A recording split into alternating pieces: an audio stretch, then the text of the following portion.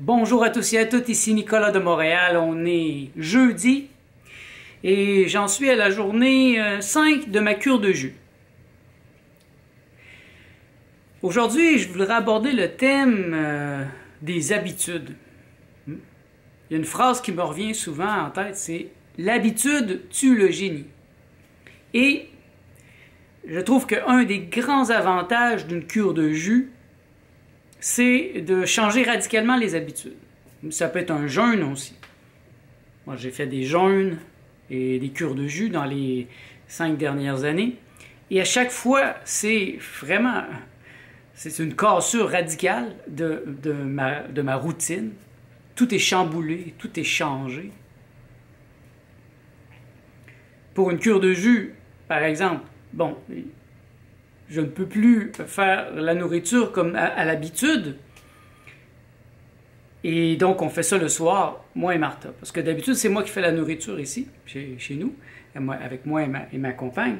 Et quand on fait une cure de jus, bien, on fait le jus ensemble. Donc ça, c'est très différent. Déjà, ça brise nos habitudes. Et ça amène ma compagne dans la cuisine, ce qu'elle n'aime pas en général. Et... c'est extrêmement rafraîchissant. Moi, c'est quelque chose qui a toujours été très important pour moi, de briser les habitudes, de me renouveler sans cesse, de me réinventer.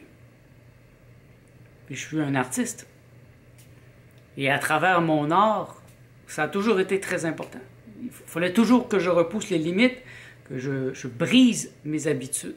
Donc, je me rappelle à l'époque où je faisais beaucoup de bandes dessinées abstraites, eh bien, j'avais des périodes où je fumais de la marijuana. Et là, je me mettais à dessiner, comme un fou. Et puis après ça, j'arrêtais. Et quand je faisais de la musique, c'était la même chose. Quand je manquais d'inspiration, bien, je fumais un joint. Et là, je prenais ma guitare et je chantais comme un fou. Je pouvais quasiment imaginer un public devant moi.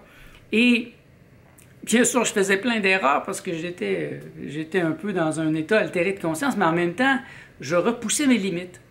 Et mes erreurs m'obligeaient à me rattraper. C'est comme si je m'enfargeais et j'allais tomber, mais je réussis à retrouver mon équilibre. Et ces erreurs étaient très bénéfiques. Même chose dans ma bande dessinée abstraite. Quand je fumais, j'étais tellement dans un état altéré que j'allais d'une rapidité foudroyante. Et là, je faisais des erreurs. Et ces erreurs, j'arrivais à les transformer, à m'en servir pour faire quelque chose de beau. Et c'est ce qui se passe présentement, cette semaine. C'est une cure de jus légère. Pour moi, c'est pas aussi méthodique, parce que c'est pas aussi méthodique que tous les autres que j'ai fait, parce que c'était pas prévu. C'est comme un bonus qu'on s'est fait, moi et ma compagne. Dans mon cas, par exemple, je me suis permis aujourd'hui de manger une noix de coco. Mais ça va être probablement tout ce que je vais manger aujourd'hui. Et donc, c'est une réflexion profonde sur mes habitudes, surtout alimentaires, présentement. Je me rends compte que je mange trop. Je l'ai vu dans le livre de Gabriel Coussens, La nutrition spirituelle. Je l'ai vu dans plusieurs de ses livres. Lui, il croit à la réduction calorique. Je ne me souviens plus comment il dit ça en anglais. Caloric restriction. Donc, les restrictions caloriques, c'est-à-dire que moins on mange, plus on va vivre longtemps. Jusqu'au point où on mange plus rien, là ça c'est différent. Remarquez qu'il y a des gens sur la Terre qui ne mangent plus rien. Mais ce sont des saints, ce sont des yogis, ce sont des gens qui ont des techniques, qui ont atteint un certain état, et j'en suis pas là présentement. Donc si j'arrêtais de manger, mon corps physique, je ne pense pas qu'il survivrait. Et donc, mais la restriction calorique, c'est simplement, par exemple, de manger la moitié de ce que je mangerais, ou d'arrêter, ça c'est un vrai défi, d'arrêter toujours avant que je sois trop plein, avant que je sois à satiété. Et je sais que certaines personnes le font naturellement. Je vois ma mère. Ma mère, par exemple, elle a une sagesse à ce propos-là. Elle est toute mince. Et je lui disais, Quand on est allé au restaurant une fois, elle s'était pris une lasagne qui était même pas si grosse que ça. Et elle a mangé la moitié de la lasagne, et puis après ça, elle l'a laissée là. J'ai dit, je t'envie, maman, d'être capable de faire ça, parce que moi, je suis gourmand. Elle a dit, ben, j'ai plus faim, j'ai pas besoin de le manger. Je dois apprendre à manger moins. J'ai passé la semaine à manger pratiquement rien. J'ai bu des jus toute la journée. Hier, par exemple, j'ai mangé deux petits fruits de la passion. C'est tout. Et j'avais de l'énergie. Je suis allé au gym en fin de journée. J'ai été capable de pousser les poids. J'ai plus d'énergie mentale. Ce matin, je me suis réveillé à 6h, 6h30. D'habitude, ces temps-ci, je me lève à 8h. Et je me suis couché à la même heure. Donc, je vois tout de suite que mon corps a plus d'énergie. Et moi qui voulais me réveiller à 6h, je mettais mon cadran, et puis ça m'a tout débalancé. Il me suffirait de manger moins. Par exemple, le soir, d'avoir la volonté de simplement prendre une petite soupe, de me coucher l'estomac vide, et je me réveillerai très facilement à l'heure désirée, qui est 6h. Moi, j'aimerais ça me lever à 6h. Et je me suis levé à 6h dans la dernière année. Mais ça m'a rendu très fatigué. Vous voyez, c'est le genre de réflexion que j'aurais pas pu faire si je n'avais pas fait ce cure de jus. Et pourtant, j'en ai fait d'autres cette année. Mais à chaque fois, ça me ramène vers ça. Et j'ose espérer que, à force de me le rappeler, bien, ça va devenir une bonne habitude. Parce que, j'avoue, après 30 jours d'une cure de jus, ben là, j'ai le goût de manger des choses sucrées, manger des bons fruits, pas trop me priver. Mais il faudrait que je... En fait, c'est pas la privation, hein, parce que c'est pas un bon mot, c'est un mot dangereux, la privation, se priver. C'est plutôt d'être intelligent, simplement d'avoir la sagesse, de mettre en perspective tous les éléments. Je me rappelle, cette année, j'étais allé à une fête et il y avait quelqu'un qui me disait « Ah, moi, je ferai jamais de jeûne. » Parce que c'était un jovialiste. Un jovialiste croit à la jouissance. Et pour lui, ça se résumait à la jouissance de manger. Ah, j'ai souri. J'ai pas rien dit. Mais à l'intérieur de moi, j'ai pensé « Oui, OK. Ta grosse bedaine, hein, il y a un gros ventre de bière, bien sûr.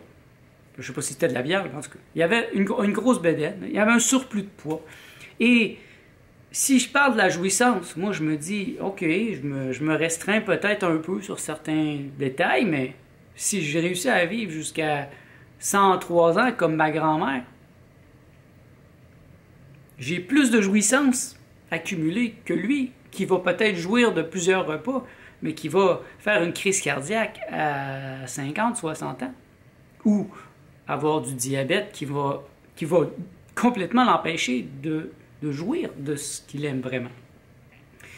Donc, tout est relatif. Hein? L'habitude tue le génie. Si je regarde le monde, je vois que la majorité des gens sont morts. Ils n'ont pas de génie parce qu'ils sont dans des habitudes. Ils ont un emploi à vie. Et même s'ils se blessent, s'il y a quelque chose qui arrive, ils vont recevoir leur salaire, ils ont une retraite prévue à l'avance, ils ont même plus, ils ont de l'argent pour même après quand ils vont mourir.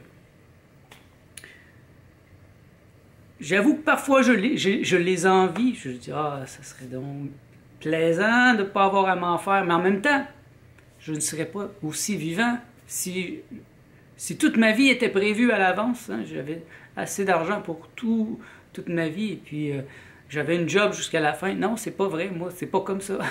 Je suis constamment sur la faille. Je marche sur un fil tendu dans l'abîme, et je sais jamais combien de clients je vais avoir. Moi, je suis à la pige, je suis pigiste, je fais des sites internet, de la création d'images de marques, du graphisme. Et puis, il y a des moments difficiles où j'ai pas de clients, j'ai pas de demande. Il y en a d'autres, j'en ai trop, j'ai trop de demandes, j'ai aucune sécurité. Si je me blesse, oubliez ça, j'ai rien, j'ai aucun de mes clients qui va me donner de l'argent comme ça juste pour le plaisir. Donc je peux pas me blesser, comme vous voyez. Je m'oblige, je me suis mis dans une position qui m'oblige à être volontairement conscient, toujours attentif. Je ne peux pas me blesser. Je ne peux pas aller chez le dentiste comme ça pour me faire tout refaire la bouche. C'est moi qui paye. J'ai pas d'assurance. Bien sûr, j'ai pas d'assurance. Donc je peux pas non plus agir comme un somnambule puis mettre le feu à mon appart. Je n'ai pas d'assurance. Je dois vivre volontairement conscient. Et ça fait appel à cette idée de tuer les habitudes. L'habitude tue le génie. Et pour moi, c'est très important. Et si j'entreprends mes jeûnes, ce n'est pas vraiment pour maigrir. Bien sûr que je veux maigrir plus, mais c'est un effet secondaire très intéressant de maigrir, puisque je fais des cures de jus ou des jeûnes. Mais j'avoue que même mon premier jeûne, qui était un jeûne à l'eau, d'à peu près 40 jours, c'était parce que je me sentais toxique dans mes idées et je voulais faire une cassure radicale. J'en pouvais plus, je me sentais toxique, je sentais qu'il y avait quelque chose qui ne marchait pas en moi. J'avais peur de mourir du cancer, j'avais peur des maladies qui nous sont bombardées partout, hein, dans le métro, partout. Donc, je me suis mis, je dis j'arrête tout. Et ça a été la chose la plus intelligente que j'ai faite de ma vie. Ce jeûne, ce premier jeûne à l'eau, il y a 4 ans ou 5 ans, m'ont amené à devenir végétalien, crudivore à 95% encore, mais avec le désir de le devenir de plus en plus, 96, 97%, 98%, peut-être un jour 100%. Mais bon, 95% crudivore, ça me convient bien. Ça me permet quand même de rester dans le monde et d'avoir certains petits plaisirs qui ne sont pas trop destructeurs. Mais si je n'avais pas fait une expérience psychédélique après mon jeûne à l'eau, il y a 4 ans, je ne sais pas, si je m'en allais vers le crudivorisme, bien sûr, avec mon jeûne, mon corps me le demandait, mais une semaine après avoir fait mon jeûne de 40 jours, j'ai fait une expérience psychédélique en haute dose. Et ça a été le coup de grâce, mes amis. Ça l'a tout changé. Et à partir de ce moment-là, j'ai révisé mes programmes et c'est là que j'ai déduit qu'il fallait que je devienne végétalien, ça c'est sûr, à 100%. Crudivore, c'est un travail que je fais depuis ce temps-là pour avoir la volonté de le faire, mais si je ne m'étais pas extirpé de ma réalité, je n'aurais pas réussi à voir clair sur cet aspect.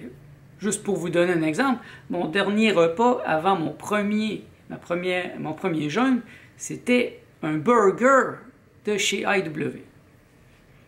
Et qui était bon le burger, j'en ai rêvé. J'ai rêvé même d'en prendre un après. Mais je ne l'ai jamais refait. Et j'aurais pas pu imaginer que je deviendrais végétalien. Ça n'avait aucun sens. Et donc, tout ça pour vous dire que une petite cure de jus, bon, il n'y a aucun danger, premièrement. Si vous faites une cure de jus de 7 jours comme je fais, c'est des jus verts. Si vous voulez des jus de fruits, allez-y. Ça n'a aucune conséquence au niveau de... Ben, ça a des conséquences positives, je veux dire, sur votre santé, bien sûr. C'est démontré que ça augmente l'intelligence, ça booste le système immunitaire, ça dégage complètement le système gastro-intestinal. Pour les gens qui ont des constipations chroniques, c'est une grande aide. Je connais des gens qui ont fait des cures de jus et qui ont des constipations et c'est ça. Après 2, 3 ou 4 jours, une grosse boulette dure qui sort. C'était quelque chose qui était bloqué à l'intérieur. la plaque mucoïde ou de la merde, tout simplement. Et dans mon cas, j'avais des hémorroïdes. C'était extrêmement douloureux. Il y a 5 ans, je me disais, comment je vais vivre avec ça toute ma vie? Ça n'a pas de sens, ça faisait tellement mal, ça saignait. Il a suffi que je devienne végétalien, que je commence à manger crudivore, majoritairement, et la douleur est partie. Je ne considère pas que je suis guéri, mais disons que ça fait plus mal, ça saigne plus. Je le ressens quand je fais des excès. Si je mange quelque chose qui est difficile à passer ou je bois pas assez d'eau, ah ben là, je vais le sentir. Mais ça ne saigne plus. Ça me faisait tellement peur de voir du sang comme ça sortir. Mais j'ai réussi à voir parce que j'ai changé mes habitudes. Et je pense que le grand danger de vieillir, d'avancer en âge, c'est de s'installer dans une routine toujours de plus en plus confortable et de plus en plus routinière, hein, les années. Avant, c'était les mois qui passaient, et là, c'est les années qui passent. Moi, je vois les années passer à une vitesse foudroyante, c'est incroyable. C'est le temps de changer vos habitudes, mes amis. La nouvelle année s'en vient. Quoi de mieux que de commencer l'année avec une cure de jus? Moi, je vous le suggère. L'année passée, j'ai commencé l'année avec un 3 jours de jeûne à l'eau. Et si vous avez des projets, des choses que vous voulez changer dans votre vie, eh bien, je pense qu'une cure de jus, un temps d'arrêt comme ça, va vous permettre de vraiment vous sortir de votre réalité et de pouvoir revenir plus fort, plus en force.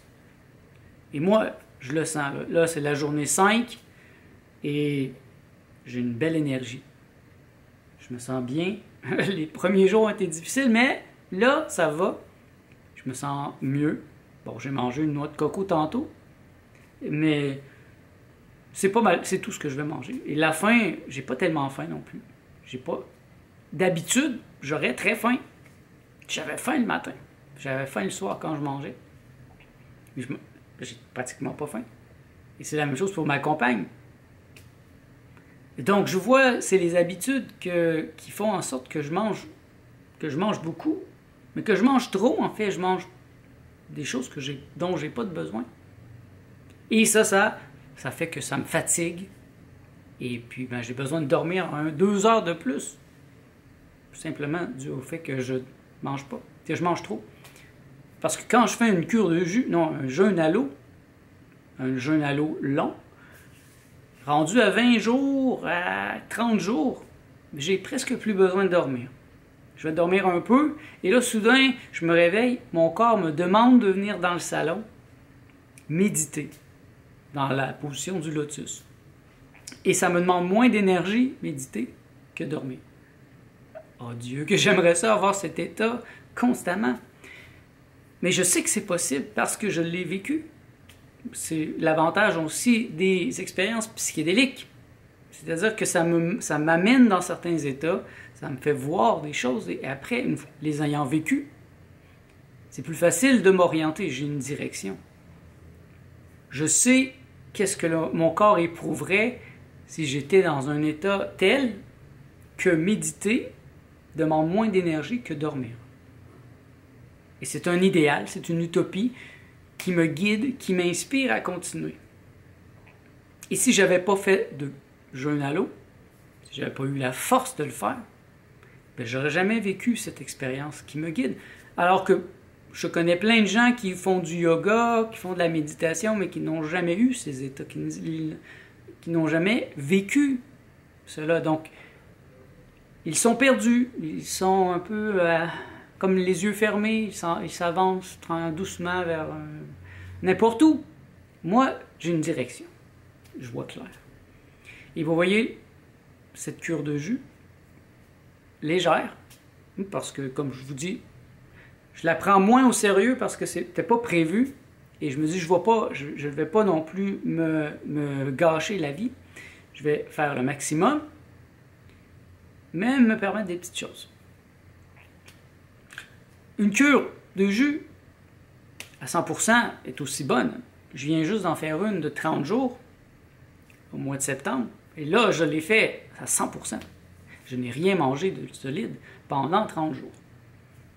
Et ça aussi, c'est très bon. Moi, je vous invite à regarder, à visionner les vidéos à ce sujet sur ma chaîne. Vous allez voir le déroulement de ma pensée. Vous pouvez même remonter il y a 4 ans, quand j'ai fait mon premier jeûne à l'eau. Je l'ai filmé. J'ai filmé mes états d'âme, mes états d'esprit, mes réalisations. Bien, vous allez voir la progression jusqu'à aujourd'hui.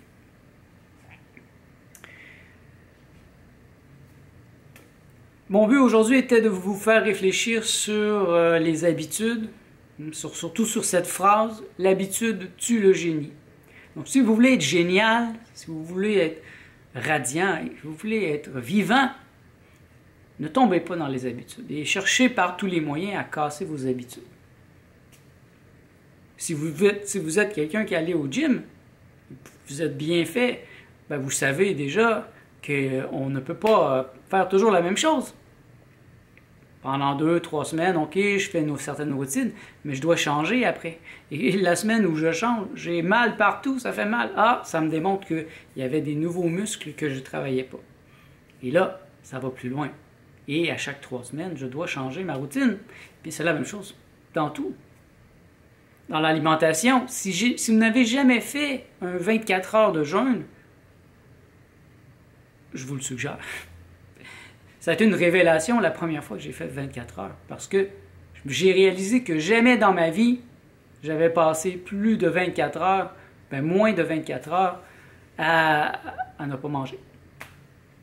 Je me suis rendu compte que j'avais toujours mangé matin, soir, matin, midi, soir, ou même là, à cette époque-là, je faisais du jeûne intermittent, donc c'était rendu à 12 heures de jeûne par jour, des fois 14 heures, mais c'est jamais 24 heures.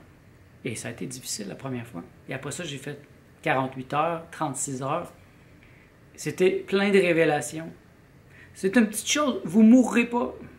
24 heures sans manger, vous n'allez pas mourir. Si vous vous sentez mal, c'est les émotions, c'est la détoxification qui va prendre enfin sa place parce que votre corps est peut-être tellement pourri, tellement pollué qu'il va crier de joie. Mais ce cri de joie va faire mal parce que c'est des toxines qui vont sortir dans votre sang. Mais si vous continuez, si vous le faites avec amour, avec compassion, vous le faites régulièrement, comme moi je le fais, mais peu à peu, ça va devenir de plus en plus plaisant. Merci d'être à l'écoute. Je vous revois dans le prochain vlog.